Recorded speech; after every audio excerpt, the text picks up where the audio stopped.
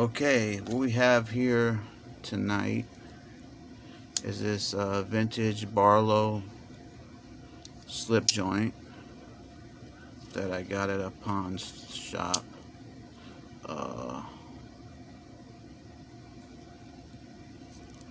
And did a little work on it to get it to where at least open and close a little bit. And so I'm leaving the patina on there because it's not harming anything. But what I am going to do is sharpen it. I worked on the action a little bit to get the action at least where I could open and close it easily.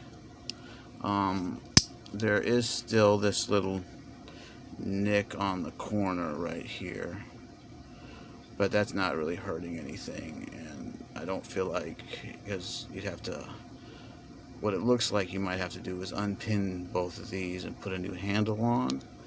I'm thinking just of filling that, maybe patching it or just leaving it, because it's not that big of a deal to me. This is going to be a user knife. That's why I'm not worrying about the patina, because it's actually protecting the steel. There's no like red rust or anything there.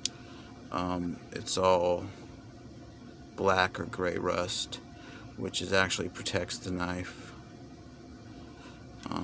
I might clean it up just a little bit on the stones when I sharpen it, because that's what I'm going to do here is sharpen it. I'm going to use Cliff Stamp's 3-step sharpening method, or also related to his plateau method of sharpening.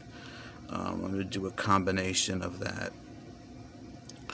First, I'm going to sharpen the big blade on my Japanese waterstones. I have some grits that are splash and go and some that are soak, and then I'm going to do the smaller blade on my Arkansas stones.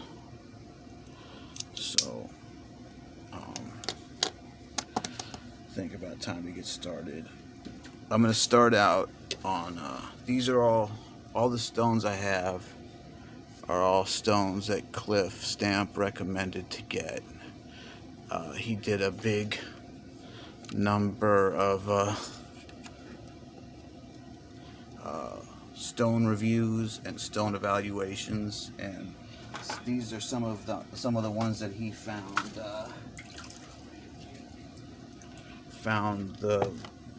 had the best qualities that he liked in a stone for how he sharpened. So what I'm starting out with is the Suhiro 325 chemical stone, or 325 or 350, something like that. There's a lot of mistake because the part number on this stone is actually 800. It's a number 800, so a lot of people think that this stone is a grit of 800, and because it comes with kind of like a coating on top, a layer like a sealant, it acts real fine when you first get it, but once you get the seal off, I can still feel like I have some of it right here. It feels real smooth, so it'll feel like an 800 or 1000 grit stone until you start using it. Then all of a sudden it turns into a 300, 350, 325, 350 stone, because that's actually what it is. This side is way more used. This is all rough. There's none of the sealant left. So what I'm first going to do is what Cliff called de-stressing the edge. And if you've done any straight razor sharpening or been around straight razors, you'll recognize this as bread knifing the edge. It's the exact same thing. So people get all worried like what Cliff means when he's talking about de-stressing the edge. He's just talking about cutting into the stone so you have a visible line that you can see. Cliff worked this out where you cut into stone, you have a visible line where you can see, and the more you sharpen, the more that line goes away. Some people call that line a candle, and you can see it. I don't know if it's picking up on the light, but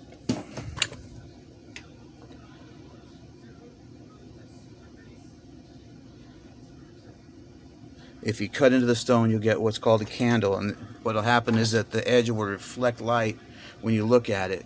And the more you sharpen it, the sharper it gets, the more that'll disappear and turn black, so you don't see anything when you look down into it. And that means the edge is sharp. And at that point, it should be able to stick on the nail. See, this doesn't stick on the nail at all, no matter if this is more of a more intense test this way than this way. But usually if it's this way, it should cut.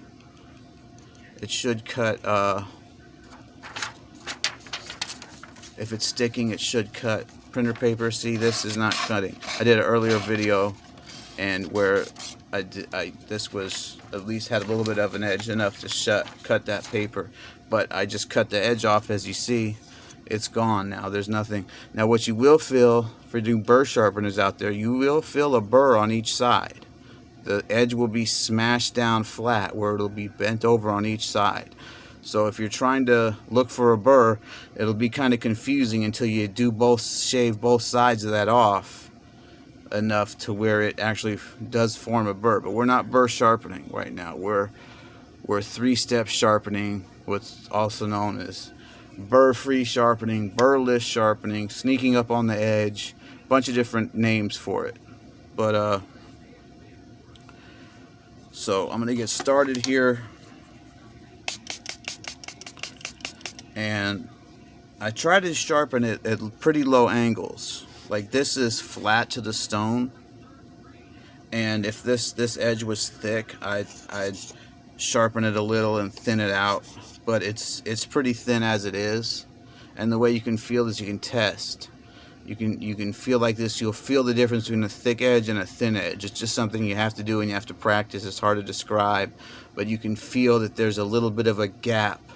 And you can feel your fingers, your palms, your pads of your fingers touching, you know, when you do this. If it was thicker, it'd be a little farther apart, and you wouldn't feel your fingers touching until you were way out here.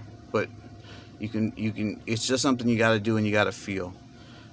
So I'm going to go ahead and get started. This is flat to the stone. I'm going to just go up a little because this edge is pretty much dead. And I'm going to just start sharpening.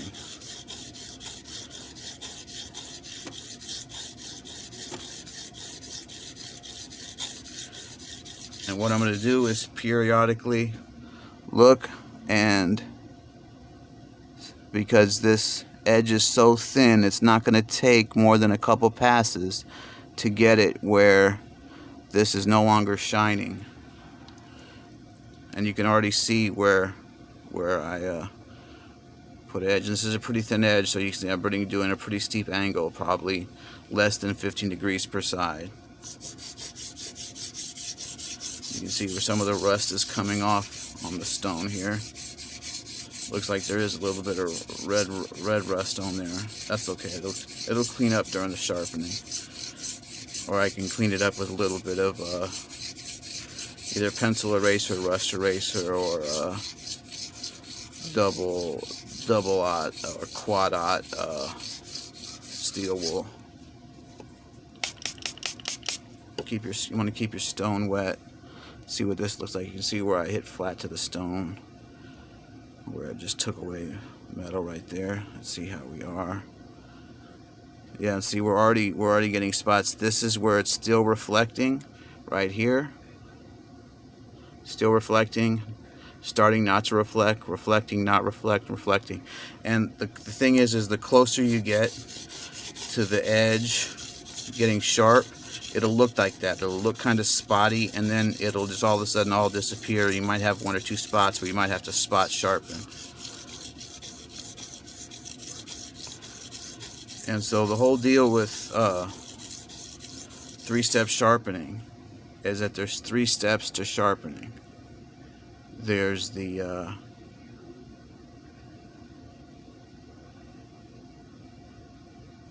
shaping process, where you're doing all the rough work. The first part is distressing the edge. We've already done that.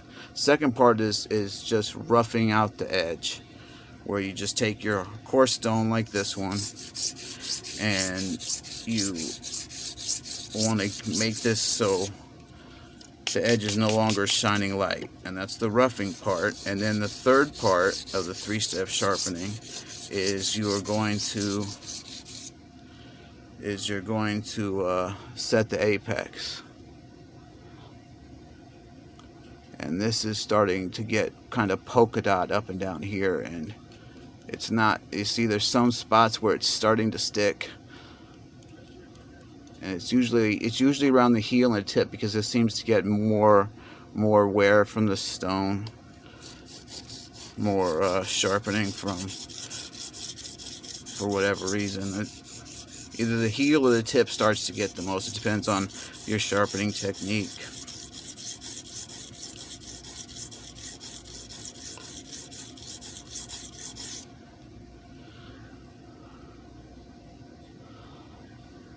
And this is starting to grab my fingerprints.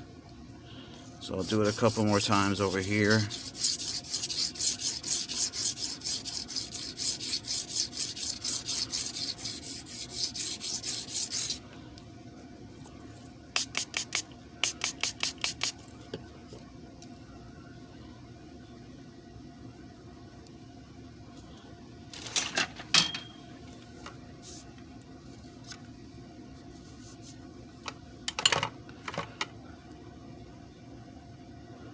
And that has a little reflecting spot right here, and it's got a little at the tip, but it's starting to get sharp, and it might cut paper. Yeah, it's just starting to cut printer paper, even the spots where it's still having that. So little spot sharpening on the tip, and a couple more passes.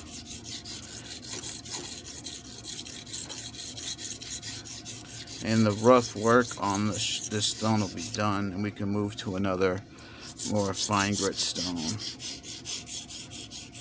Now this stone doesn't make a muddy slurry.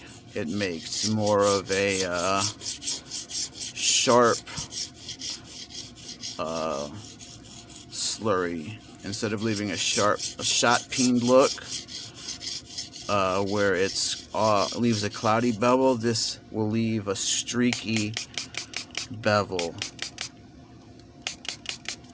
streaky shiny bevel, where you can see the direction of the scratch pattern, instead of the scratch pattern being muted by the cloudy or the shot peen look. And this is something that Cliff Stamp noted when he was studying a bunch of different stones that he got from Stu from Tools from Japan. He ordered, I don't know, 10 to 12 stones or something like that of different makes to test them out and see what was going on with them, and he found out a bunch of stuff. It's all on Cliff's forum if you want to look at it. Just search for Cliff Stamp sharpening stones in a web browser, and you'll find it. Okay, so we've got, this looks pretty good. Got one spot here, one spot there, and then the whole tip. So I got to do some more tip sharpening, which means I got to lift this up a little bit. Just focus on that. Focus on sharpening the tip some.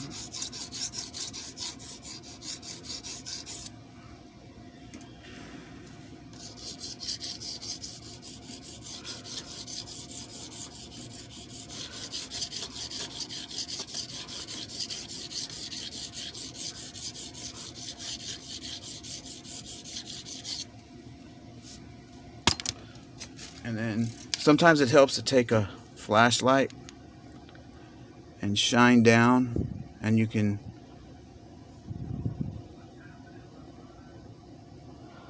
if you get it at the right angle, you can see those spots that are there. It's looking like I've almost got everything gone. So I'm going to do a couple more passes on each side, like so, and then I'm going to switch to the Superstone 400, which does have a colloid type of mud or slurry that it leaves, which does leave a shot pattern. And why that shot pattern is so important is because it helps reduce burr formation and leaves the apex ready to leaves the edge bevel ready to be apex cleanly without any overgrind, which, if you've ever used a knife with a burr on it, it can appear sharp, or it can appear, and sometimes at some angles, and at some other angles it can appear dull. And so what we're trying to do is avoid over grinding, because not only does it waste steel, but it affects sharpness. You know, when you have, because a burr, this is a clean edge, a burr is like that, and so instead of being a sharp edge, you have, you know, a rounded, which is kind of like a dull edge, even though it'll appear to be sharp at some angles, because if you tilt it like this, it'll shave, it'll cut paper sometimes, but you do it on the other end and it acts like a dull edge. So we want to avoid forming a burr, because it also affects forming a clean apex, which is pretty important, because you want to have that as easy as possible, and that's why we're doing all these steps. I'm going to be using a lot of different stones here, and that's because I'm going to be taking this to a very high grit. Spyderco Ultra Fine is going to be the last stone after the Fuji Nanawa Fuji 8K. So this is going to be a pretty polished blade. And so since I've already got it mostly sharpened, what I'm going to do is just use the flats to bring up a kind of a slurry instead of using a stone to do it, so we can get the benefits, and that'll thin this out a little bit so we can get the benefits of the slurry, and also thinning out the blade a little bit, even though this is super thin already. Never hurts to thin it out a little bit more, because this is going to be just a pocket knife. It's not going to be anything doing any prying or anything. I don't plan to do anything like that. It's just purely a just an EDC use knife, opening packages, stuff like that, doing maybe a little whittling. Now this is Superstone 400, the Nanawa Superstone 400, and now we got a little bit of a slurry here. Can raise the edge just a little bit. You see, I'm just right here, I just lift it up just a little bit, and that should be, you know, under 15 degrees per side. I'm not exactly sure what the angle is, and I don't care, to be honest. The angle actually isn't really, angle number really isn't that important.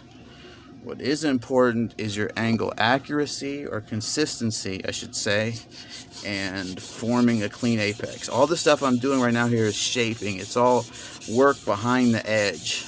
I'm not actually shaping, cutting on the edge. If I was sharpening on the edge, then I'd form a burr, and that's what we're trying to not do with this method of sharpening. You can see I got a nice slick sieve slurry, and you can see this slurry is different. It's more mud-like than the other one, even though we didn't get a really good shot of the other one. But that's what we're looking for in these stones. And the super stones, I think, are the only splash and go stones I know that make this type of slurry, especially the 400. 400 is good to go. In fact, when Cliff first discovered this, he thought the 400 was the only one that did it, and it's kind of a, it's not a cheap stone, you know. It's a medium price stone comparatively. It's, you know, it's a good stone. But he found that the King 1K also did it. So he since the lowly King also does it, he wasn't wasn't that impressed with this stone anymore. I mean, he still liked it, still did what he wanted to do, but it wasn't like special like the only one that did it. He found that most resin-based stones would do it. Would form a colloid mud slurry, colloidal mud slurry, and make the shot peen pattern. If you look under a microscope, you see it'll look shot peened. It'll just look cloudy. It won't be clear and shiny or streaky. It'll kind of look like how this looks. I don't know if I can get to see how you can see where the streaks are, and then you can see how this is cloudy. That's how it kind of is. It's the same way, cloudy, and the other stones leave streaked, shiny. You know, that's the difference. So, got a little bit more sharpening to do on this stone, on this knife with this stone, because these are my coarse stones. After that, pretty much everything else is just going to be refining the scratch pattern slowly, and slowly sneaking up on the edge to where I can set the bevel with the final stone I'm going to use, which is going to be a hard stone, which is the Spyderco Ultrafine. And I want to get the scratch pattern as closest to the Spyderco Ultrafine as I can, so I don't have to do a lot of work. I can just do 1 to 3 passes, and it'll set the edge bevel, and we'll be good to go. And if you notice right here, what I'm doing is I'm crossing the scratch pattern, and now what that does is that minimizes burr formation by cutting off any type of burr that might form. Because the thing with the 3-step and plateau sharpening is it really helps to have sharpened the blade before, so you can feel, or have stones that have good feel back, or both, so you can feel where the stone is at, so you don't form a burr. It's no big deal if you do form a burr. The steps are the same. It's just you're not shooting to look to form a burr. Like I remember Cliff explained it to me once. Like it's like making toast. You know, you don't aim to burn the toast, but if you do, you just scrape it off, which is kind of like description of micro beveling, where you just micro bevel off the burr. You just scrape off the burnt stuff and you have your toast, you butter it. It's not perfect, it's not what you wanted, but you're trying to make toast. If you made it and it didn't burn, that's even better. So you just have to think of it like that. And the more you sharpen the blade, and the more you use the same stones. That's why, like with Murray Carter, he says, you know, use the same stones, same technique. Get familiar with what you're doing. And it's a similar, Cliff was saying the similar thing. You know, because this is the best tool you'll have for sharpening is freehand, if you ask me, because you can tell what's going on with the blade. You can feel what's going on when you're sharpening, when it's going across. You can tell when it's sharp, when it's dull, how high the angle is, you know, all sorts of stuff. Because if I do too high angle, it'll cut into the stone, you know, and it'll make a noise. You'll feel it, you know. When you're right where you want to be, you'll have a feeling that is just of kind of the same of just rubbing the edges around the stone. It's just the same type of feeling of just rubbing the flats on the stone. You get a similar feeling when your angle is right. You can tell this, and you can see this is leaving mud on my towel over here. So this is starting to stick. So this now, I think we're done with the Superstone, Nano Superstone 400. So these can go over here to dry. That's one thing I do like about the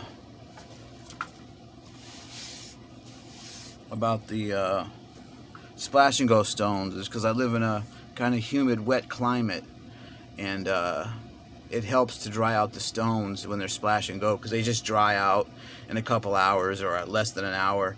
With soaking stones, they can stay wet for up to a couple days. I got to keep them in fresh air for a couple days with like paper towel or something under them for them to dry out. If I try to do anything else, like put them away, do anything that they're not just laying out flat, just drying, they'll start getting moldy and gross and stuff, and you don't want moldy sharpening stones. It's not fun. It can make you sick, and you don't want to get sick. So we've got the I got this stone especially for straight razors. It's a Chosera 1K, but I figured it would go good with pocket knives also. So what I'm gonna just do is just sit here and cross the scratch pattern, since we're pretty close to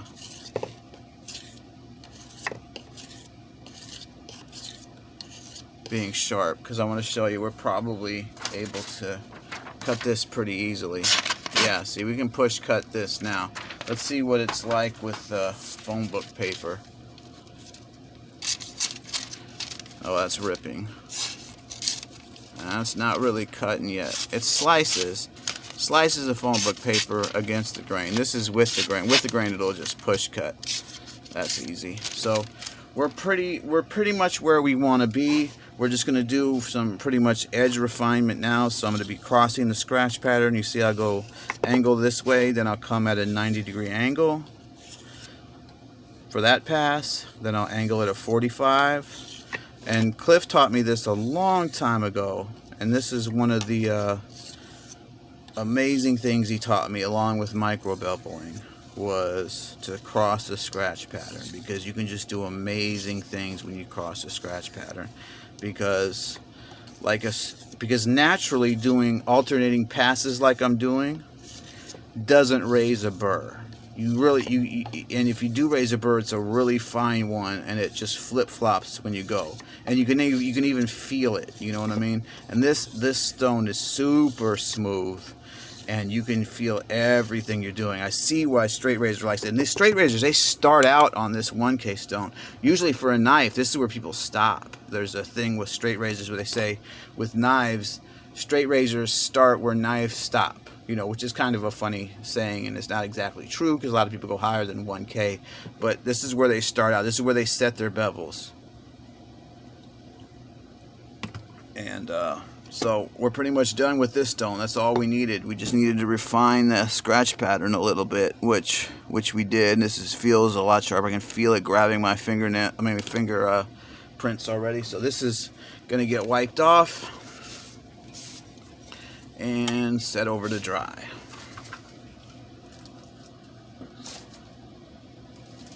The next stone we have is a monster of a stone. The stone is gigantic. It's the Nano Tashi 2K, excuse me. Green Brick of Joy is its nickname, and this thing is amazing. It polishes higher than it appears for the 2K. Really polishes nicely. And this stone is also like the Super Stone. And you really got to run this wet, or you will take chunks out of it. You'll just carve chunks out of it. And I have a chunk over here where I took a big thing out of it because it wasn't dry enough. It wasn't wet enough. It got too dry. And this is pretty much a splash and go stone. It's not listed as a splash and go stone, but it really doesn't leave any bubbles when you soak it. And this thing is super smooth. But this also, I'm gonna do the flats to the stone again for the primary grind, just to raise some mud, because this mud also does the same thing as the 400 Nanowa Super Stone and the 1K King, regular 1K King stone, is that it and you can kind of see it. It's kind of leaving a shot peened look to kind of graying the steel out, and it also polishes a little bit, which is awesome for what we're trying to do, which is go to a high grit. And so I'm just going to do a couple quick scrubbing passes, and then I'm going to go to crossing the scratch pattern, alternating passes again. We don't have to do that much work on the stone because we are pretty close to being where we want to be. We've just got 2 more stones before we get to the 8K, and then we go to the Spyderco Ultrafine. And see, that's shined up nicely.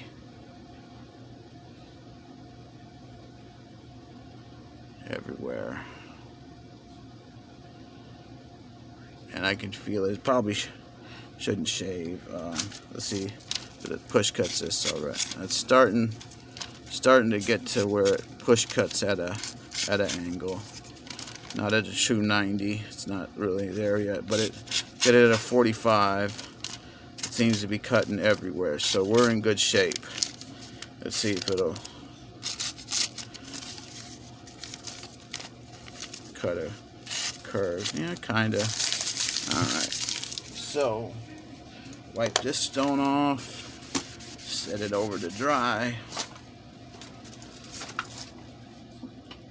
and now I'm going to my smaller stone. This is a little pocket knife stone. It's a Sahiro 1K, 3K. You see them advertised on Amazon all the time. If you just type in like sharpening stone, this one comes up. I've dropped it a couple times. It's old. This is like 7 years old. It's been used a lot, as you can see. I mostly use the 3K side on it because that's the side I need for my grit, and it's a soak stone, so it takes a couple minutes to soak, about 10-15 minutes until the air bubbles stop bubbling. But it's a perfectly servable stone. These first 2 stones I got were a small 220 by 220 and 1K king, and this 3K and 1K and 3K Sahiro, and I pretty much used up that 220 1K king. It's basically a sliver, but this one is still around. I think this is also a resin base. So let's sharpen the flats, raise a little bit of a slurry. I'm not sure what kind of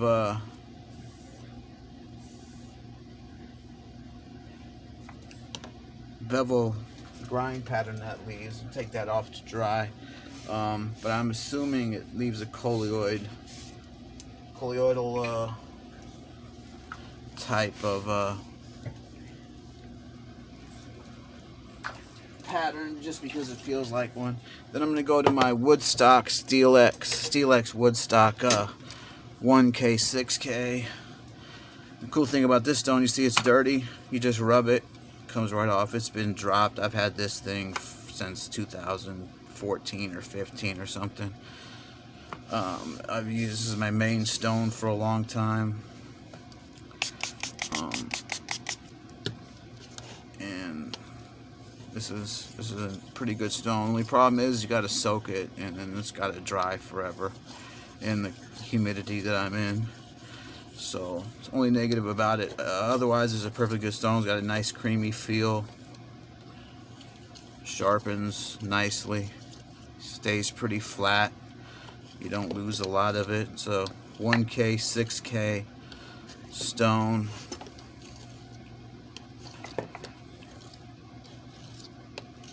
And the closer you get to a sharp edge, you can feel the edge starting to drag. You know, instead of being an easy, smooth thing, it'll start to feel like it's sticking to the stone. And that's a good sign. That means we're getting sharp. So, looks like we're getting sharp here. So I'm going to wipe this off. Wipe this off. Put it over here to dry. And then we've got the star of the second star of the show. We've got 2 stars of the show tonight. One is the 8K Fuji, and the other is the Spyderco Ultra Fine on the Sharp Makers. You can see right here. So this is similar to the Fuji. You can just rub off the slurry marks with your fingers, most of them, and it'll come right off.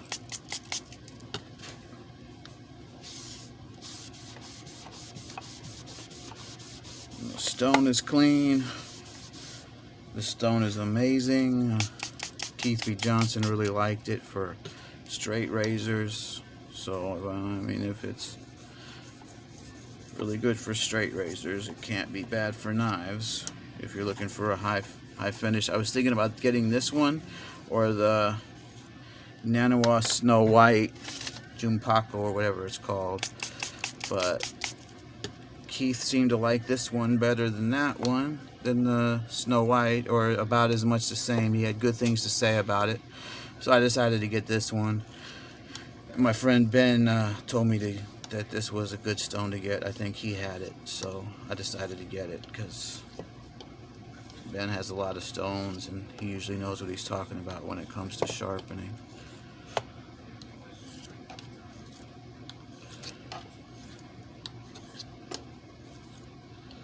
So I'm just doing alternating passes, crossing the scratch pad. I'm going to do 90 degrees, 45, 90, 45. And meanwhile, I'm holding angle. I know it looks like I'm going fast and kind of getting sloppy, but that just comes from years of practice. And I'm out of practice, to be honest, but it's not that hard to do. You can do it. You just get a muscle memory, and you know exactly where you're at. You can feel, especially with these Japanese water stones, you can feel exactly where you're at on the stone, and you can see that with that stone sharpened this little high spots pretty well. And this is pretty good, pretty nice and sharp right now. It should be close to push cutting. Yeah, see, it's just push cuts. That ripped also. That cut. That ripped. Okay. Let me do it a little slower. That push cut. Let me do it slow again. Push cut. Let's see if it'll do a tube cut. Yep, cut the tube easy. Alright, so now we're about ready for two tests. Let's see how it sticks to the nail. Oh yeah, sticking to the nail almost all the way. So it needs a little work on the tip. Tip is a little...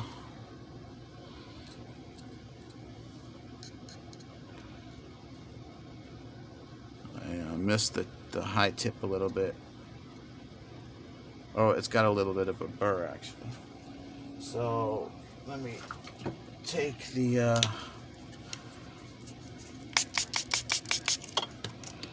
Fuji real quick and spot sharpen on the tip real quick.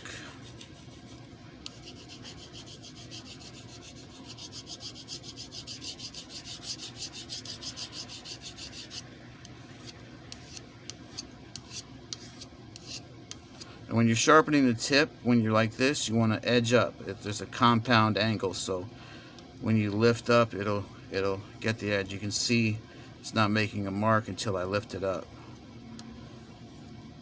and then it's getting the tip. Okay, so let's see if that's better. A little bit better, not perfect. Good enough for now. Like the first millimeter of it is not always sharpened. I might be able to catch that up. Maybe I'll try a little bit of the Spyderco medium real quick.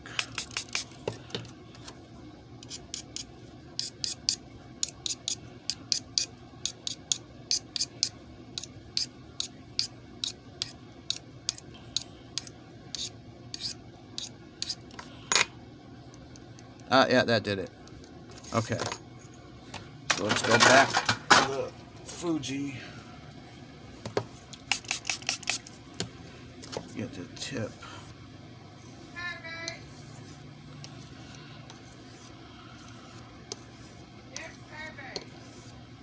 It's racism, my dear. Everything's racist. 1 second. I can hear you. I can hear you. What's up? They were at a PCA meeting or whatever, and then they went out to the parking lot. Well, and then in the meeting they was touching And each that other at the table, and then they went is out sharp. to the parking lot and did it in their car. And then she was like, "Why was it so good?" He said, "Probably because it's illegal." Wow. Right, you were on school grounds fucking each other. That's Wow. totally Sorry for the profanity. My fiance is binge watching Breaking Bad, and I guess Walter has rediscovered his sexual desire. So, I'm gonna try see how it cuts on these. I learned this from JC Cutting Tools. OCB Slim Premium Filter, premium things. These are some of the thinnest papers I've come across, and it doesn't look like it. I'll cut it that way. Not ready for that yet. Cut this way. Okay, so let's see if it'll take a little bit. So by the time we're done with doing this, we should get a nice sharp edge. I think I'm going to leave the other blade, the second blade, for another video. I'm just going to do this video tonight. So actually, instead of using water, best thing to do for these stones is to use some mineral oil. Mineral oil is the best thing ever for these hard Spyderco ceramic, sintered ceramic stones. I think they're sintered, or maybe they're something else. Maybe not sintered. Anyway, whatever they are, they're baked very hard and are extremely dense stones. So I'm at the 15 per side, 30-degree inclusive angle. And what I want to do is I'm just going to do 1 pass per side. Then I'm going to cross the scratch pattern at that angle. Then I'm going to do it one more time. Then I'm just going to do little tiny short passes. Cross the scratch pattern with little tiny short passes. Then vary as light as I can get. And boom, angle has been set for the edge apex. And oh, that's sharp. I can feel that just grabbing everything. All right, so let's see how it does with the phone book paper. Let's see if we got it where we want it.